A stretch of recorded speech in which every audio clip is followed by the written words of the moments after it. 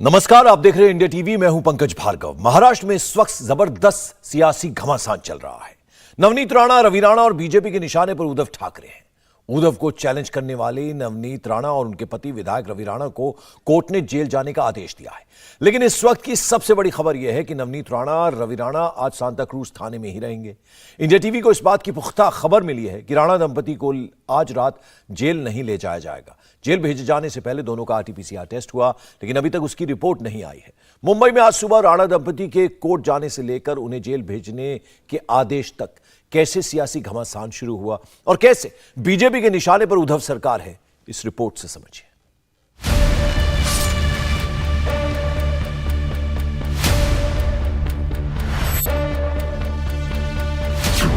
हनुमान चालीसा की लड़ाई देशद्रोह तक आई।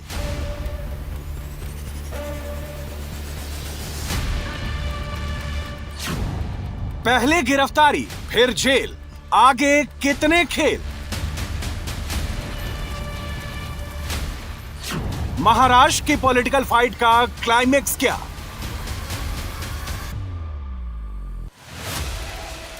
मुंबई से पिछले 48 घंटे में जो तस्वीरें आ रही हैं, उसमें ड्रामा भी है, फाइट भी है, थ्रिल भी है और सस्पेंस भी है।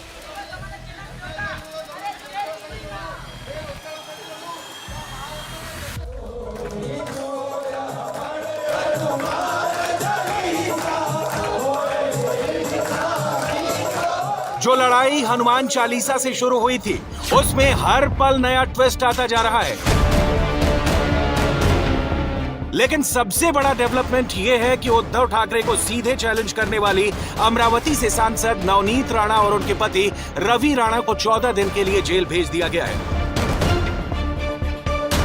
बांद्रा कोर्ट ने दोनों को 6 मई तक न्यायिक हिरासत में भेजा है। मुंबई पुलिस ने उनकी पुलिस कस्टडी मांगी थी, जिसे कोर्ट ने रिजेक्ट कर दिया। जैसे ही जेसी की अपडेट जो है बांद्रा कोर्ट से सामने है, उसके बाद यहाँ पर जेल के बाहर जो सुरक्षा है वो बढ़ा दी गई थी। लेकिन जब आरटीपीसीआर रिपोर्ट की बात की गई तो उसके बाद से पुलिस सुरक्षा फिलहाल यहाँ पर कम कर दी गई है। जेल अथॉरिटी से जब हमने बात करने की कोशिश की तो उन्होंने कहा है कि जब तक ऑर्डर कॉपी नहीं आती है तब तक वो किसी नए कैदी को नहीं ले सकते। ऐसे में फिलहाल जेल के एक नियम के तहत ये भी कहा जाता है कि 6 बजे के बाद किसी नए कैदी को भी नहीं लिया जाता।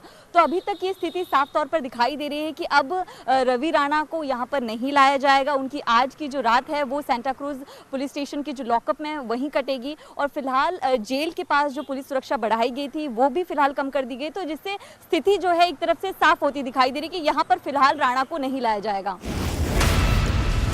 ये तस्वीरें ठीक उस वक्त की हैं जब कोर्ट का आदेश आने के बाद नवनीत राणा और रवि राणा वहां से बाहर निकल रहे थे। बांद्रा कोर्ट से नवनीत राणा और उनके पति को सांता क्रूज पुलिस स्टेशन ले जाया गया। राणा दंपति के खिलाफ 3 बड़े आरोप लगाए गए हैं। धारा 153 यानी धर्म, भाषा आदि के नाम पर विद्वेष पैदा करना, धारा 353 सरकारी काम में बाधा डालना और बाद में इसमें राजद्रोह का केस जोड़ दिया गया। This entire case is a bogus case. They have a very strong feeling that they are standing on loose ground. They are standing on loose ground. They know there is a possibility of release on bail. Therefore, they are prepared for a second FIR. So they are going to arrest him the moment he is released on bail in one case. Then there may be another case. Then there may be another case. We know what is supposed to be done. Please don't ask me what I'm going to doing because I'm not going to discuss it with you. अब सबसे बड़ा सवाल इसलिए उठ खड़ा हुआ है कि अगर किसी ने मातोश्री जाकर हनुमान चालीसा का पाठ करने का ऐलान किया और उसके बाद अपना प्रोग्राम कैंसिल भी कर दिया, तो इसमें राजद्रोह जैसा क्या है? जो धाराएं एफआईआर में लिखी गई थी, इंडिया टीवी के पास में उस एफआईआर की कॉपी है। उसमें 153 ये 37, 34 आईपीसी और 135 के तहत मामला दर्ज किया गया था। लेकिन अब कोर्ट में जिस तरह की बातें रखी गई है, तो क्या जो पुलिस 7 दिन की कस्टडी की मांग कर रही थी, जिसमें उनका यह कहना था कि क्या किसी मंशा के तहत किसी की तरफ से ये प्रायोजित पूरा प्रोग्राम था, जो राणा दंपत्ति किसी के एजेंडे को और बढ़ा रहे थे, क्या लगातार जिस तरह से बातें की जा रही थी उसके पीछे कुछ और लोग हो सकते हैं। लेकिन राणा दंपत्ति ने स्पष्ट तौर पर जो बातें कही थी वो राजनीतिक तौर पर कही गई बातों के तौर पर उसे ले सकते हैं, क्योंकि उनका ये कहना था कि 7.5 लगी हुई महाराष्ट्र पर, और जब से उद्धव ठाकरे मुख्यमंत्री बने हैं तब से साढ़े साथी है। तो अगर हनुमान चालीसा का पाठ कराएंगे मातोश्री में तो इस साढ़े साथी से मुक्ति मिलेगी। उनका एक बयान आया था जिसे उन्होंने खुद मुझे ही व्हाट्सएप पर वीडियो बनाकर भेजा था, जिसमें उन्होंने कहा था कि मैं खुद मातोश्री के अंदर जाकर ये हनुमान चालीसा का पाठ उद्धव ठाकरे के साथ करना चाहूँगा, और साथ साथ में जो शिव सैनिक उनका विरोध कर रहे हैं उनसे उनकी विनती है कि वो शिव सैनिक भी उनके साथ मातोश्री जाए, वहाँ पर वो जो है हनुमान चालीसा का पाठ करें। लेकिन क्या ये शब्द, क्या इस तरह के बयान राष्ट्रद्रोह के अंतर्गत आते हैं? बांद्रा कोर्ट का आदेश आने के बाद नवनीत राणा के ट्विटर हैंडल से एक ट्वीट आया। उसमें क्या लिखा है वो देखिए। क्या हनुमान चालीसा पढ़ना पाप है? धारा 124A के तहत आजीवन कारावास। देश की जनता से हमारा सवाल है कि हनुमान चालीसा का पाठ करना अपराध है? अगर ऐसा है तो हमें फांसी दो। अब बीजेपी भी यही सवाल उद्धव ठाकरे की सरकार से कर रही है और उनकी पुलिस को घेर रही है। हमने देखा महाराष्ट्र में जहां मृत वसूली अघाड़ी की सरकार है, वहां पे हनुमान चालीसा का पाठ कोई करेगा तो उस पे राजद्रोह का मुकदमा लग जाएगा। घर से कह सकते हैं जय हनुमान ज्ञान गुण सागर, जय कपीस हो लोक उजागर। भारत में हनुमान चालीसा का पाठ करना कब से राजद्रोह हो गया? आज श्रद्धेय बाला साहब ठाकरे जी जहां भी होंगे उनको बहुत कष्ट होगा कि हनुमान चालीसा का पाठ करने के लिए किसी पे राजद्रोह लगा दिया गया। हनुमान चालीसा हम बोलेंगे ऐसा कहने वाले राणा पति पत्नी को उनके घर में जाकर अरेस्ट की जाती है। हनुमान चालीसा महाराष्ट्र में नहीं बोली जाएगी तो क्या पाकिस्तान में बोली जाएगी? जिस प्रकार का ये सारा व्यवहार है और रात को महिला को कस्टडी में रखा जाता है और उनका कोई भी दोष उनके ऊपर सिद्ध नहीं होता है, ऐसे समय जिस प्रकार की ये सारी कार्रवाई चल रही है, मुझे तो लगता है कि महाराष्ट्र की सरकार एक महिला से इतनी डरी कि उनको लोग जमा करके उनके ऊपर हमला करने की नौबत आई। इससे शर्मनाक बात क्या हो सकती है? ये पूरा मुद्दा उठा ही सिर्फ इसलिए क्योंकि नवनीत राणा और उनके पति रवि राणा ने ऐलान किया था कि वो मातोश्री के सामने जाकर हनुमान चालीसा का पाठ करेंगे।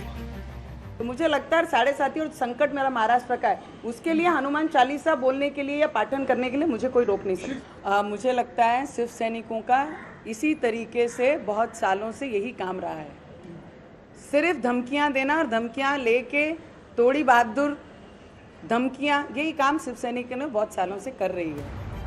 लेकिन उद्धव के शिव सैनिकों को इस बात पर इस कदर गुस्सा आया कि नवनीत राणा के मुंबई से लेकर अमरावती वाले घर तक शिव सैनिकों ने तांडव मचा दिया।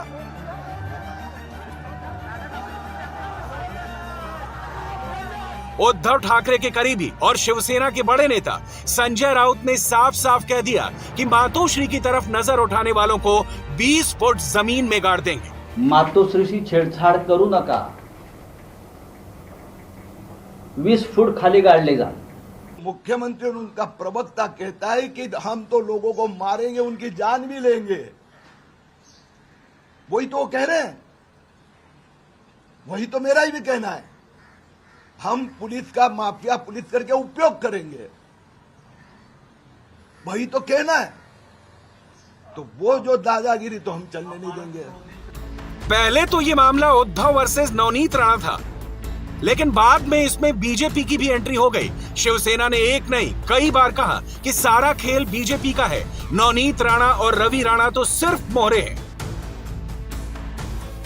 देखो, ये जो नाम है ना, ये चिंतित लोगों का नाम मत लेना। भारतीय जनता पार्टी में अगर हिम्मत है तो सामने आकर लड़े हमसे। ये बाहर के जो टट्टू है ना भाड़े के, उनको सामने लेकर हमसे मत लड़िए। ये छत्रपति शिवाजी महाराज की भूमि है, ये महाराष्ट्र है। इसी महाराष्ट्र ने जिस औरंगजेब का नाम जो ले रहे हैं ना, ये इसी महाराष्ट्र में 20 फुट नीचे इस जमीन में औरंगजेब को आपने गाड़ा है। तो उनको मालूम है तो हमें मत सिखाए। हमें मालूम है क्या करना और क्या नहीं करना है। सामने आकर लड़िए, किसी के शिखंडी के आड़ में आकर हम पर वार मत कीजिए।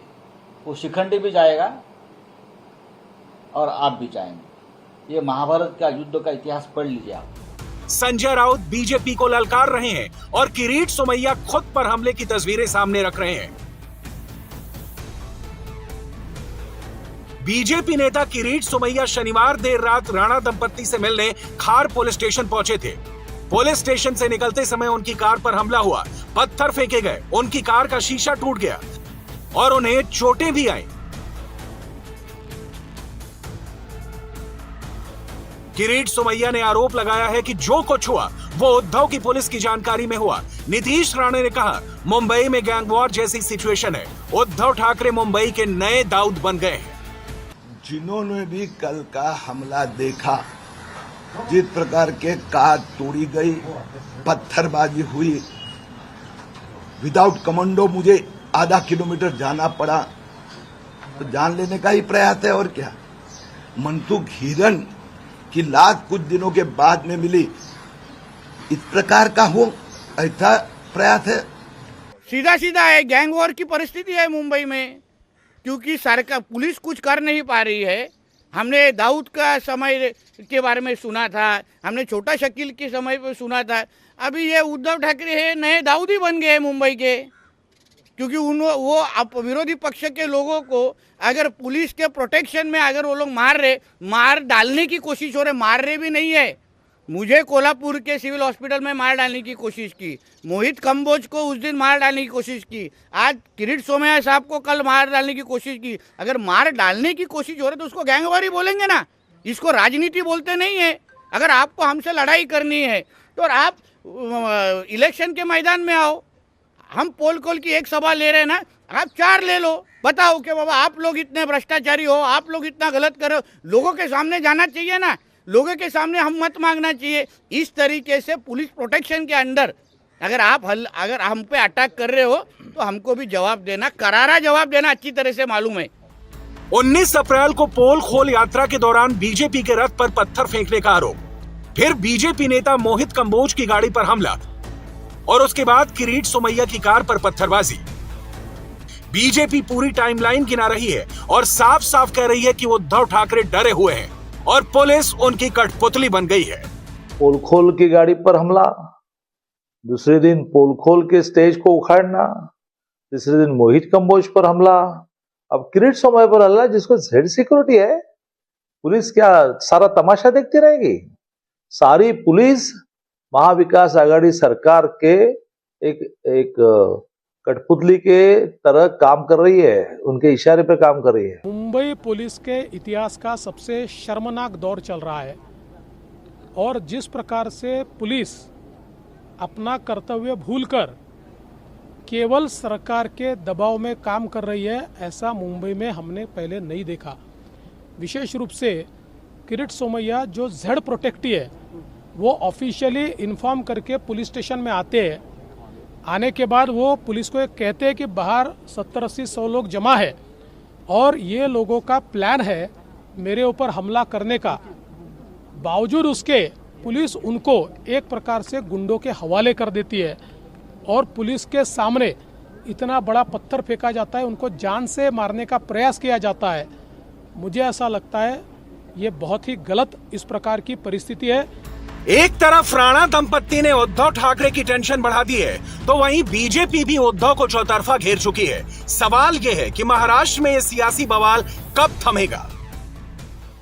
इंडिया टीवी हर वक्त हर जगह डाउनलोड करने के लिए सर्च करें India TV news Google play store या ऐप स्टोर पर।